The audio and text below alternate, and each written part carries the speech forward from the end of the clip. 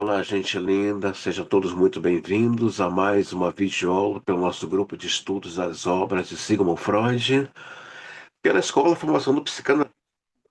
Você, meu caro aluno, aspirante e também analista que também está aqui nesse curso, abrindo a página 161, esclarecimentos sobre a aparente preponderância da sexualidade perversa nas psiconeuroses.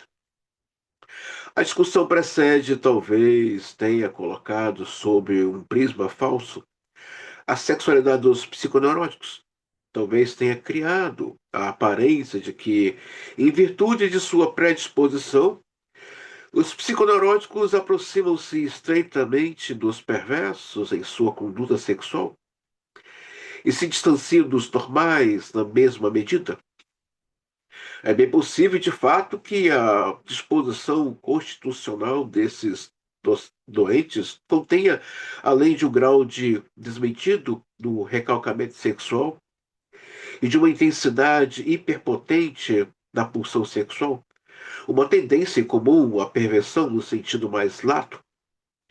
Ainda assim, a investigação de casos mais brandos mostra que esta última suposição não é necessariamente indispensável, ou que, pelo menos, ao formar um juízo sobre esses efeitos patológicos, é preciso descontar a atuação de outro fator.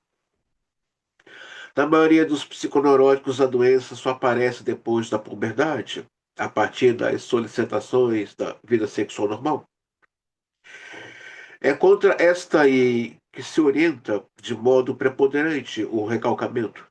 Ou então a doença se instaura mais tardiamente, quando a libido fica privada de satisfação pelas vias normais. Em ambos os casos, a libido se comporta como uma corrente cujo leito principal foi bloqueado. Ela inunda então as vias colaterais e que ali talvez tivesse permanecido vazias. Assim também, o que parece ser uma enorme tendência à perversão,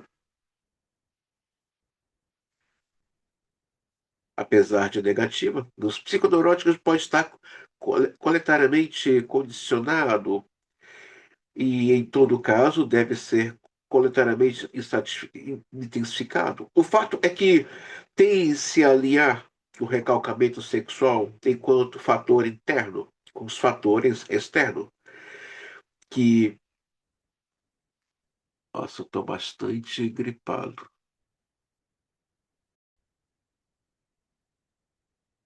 Nos psiconeuróticos pode estar. O fato é que se tende a alinhar o recalcamento sexual enquanto fator interno com os fatores externos, que, como restrição da liberdade, a inaçabilidade do objeto sexual normal, os riscos do ato sexual normal, etc., permite que surjam perversões em indivíduos que, de outro modo, talvez permanecessem normais. Nesse aspecto, os diversos casos de neurose podem portar-se de maneira diferente. Numa, prepo, numa prepondera a força inata da tendência à perversão. No outro, o aumento colateral dessa mesma tendência por ser a libido desviada do alvo e do objeto sexuais normais. Seria errôneo presumir uma oposição onde existe, de fato, uma relação de cooperação. A neurose sempre produz seus efeitos máximos quando a constituição e a vivência cooperam no mesmo sentido. Uma constituição marcante talvez possa prescindir do apoio de impressões provenientes da vida. Um grande abalo da vida talvez provoque a neurose, até mesmo uma constituição corriqueira. Aliás, essa visão da importância etiológica do inato e do acidentalmente vivenciado é igualmente válida em outros campos. Entretanto, o caso se prefira a hipótese de que a tendência particularmente marcante para as perversões é uma peculiaridade da constituição psiconeurótica? Abre-se a perspectiva de se poder distinguir uma multiplicidade dessas constituições segundo a preponderância inata desta ou daquela zona erógena, desta ou daquela pulsão parcial. Como acontece com tantas outras coisas nesse campo, ainda não se investigou se não há uma relação especial entre a disposição perversa e a escolha de forma específica da doença. Bom, Freud está dizendo aqui, né, sobre questão da disposição, né? Ele vai falar isso lá, é, ele vai pontuar isso lá no volume um, 2 e 3, publicações pré-psicanalíticas, 1886 a 1889, estudos sobre histeria, 1893 a 1895, primeiras publicações psicanalíticas, 1893 a 1899, ele vai falar de uma predisposição para o sujeito, psiquicamente falando, vivenciar aquela patologia. E a mesma coisa que não muda com relação a tendências perversas ou perversões sexuais, né? Ele vai dizer aqui, isso pode ocorrer após a puberdade, ou no momento tardio da vida do sujeito.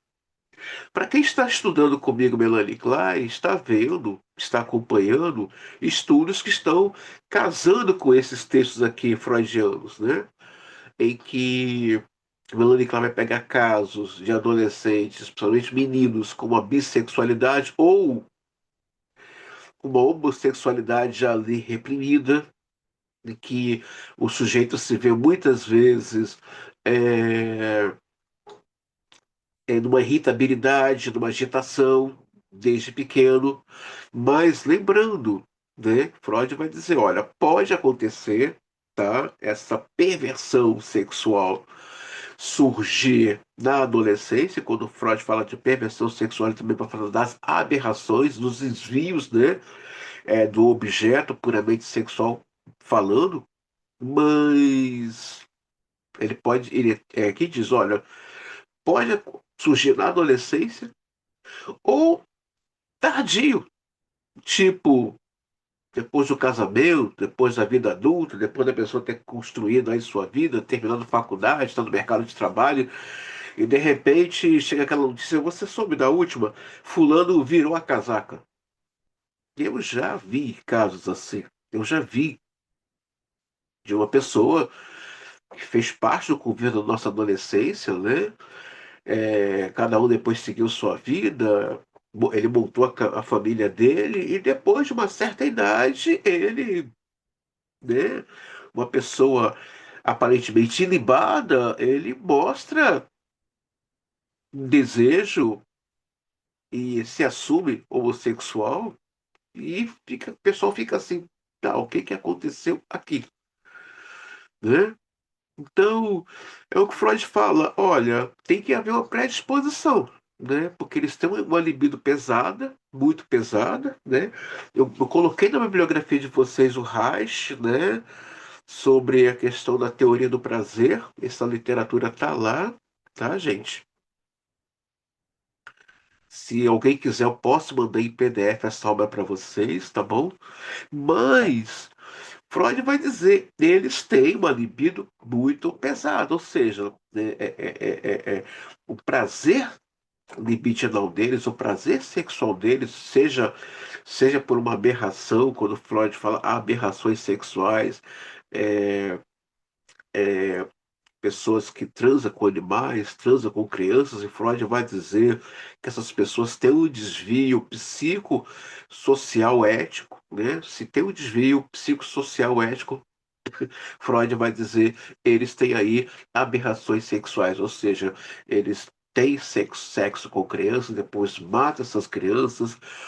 Eu não sei Contas aqui realmente navega na internet, o Contas sabe que nós não estamos usando a internet como ela tem que ser usada, né? Mas num mergulho profundo na internet,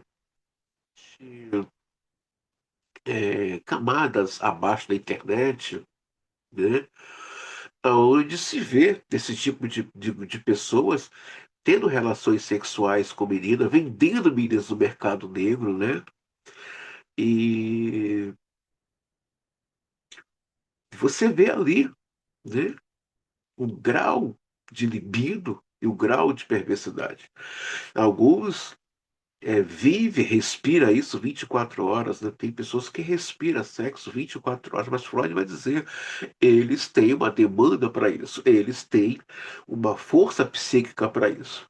Então, Freud aqui, eu peço a você, né, eles não têm ali uma dinâmica sexual dentro de uma normalidade, né, histórica do neurótico, não. Eles têm uma demanda sexual muito pesada e sua libido é muito envolvente, bastante envolvente. Então, eu espero que vocês, nessa pequena videoaula, qualquer dúvida sobre esse assunto aqui, né, demanda para esse mundo, ou submundo, poderíamos assim dizer, puramente do sexo, quiserem discutir grupo, eu estou aberto para ouvir vocês. No demais, muito obrigado a cada um de vocês e sigamos aí com as nossas caminhadas, clínicas.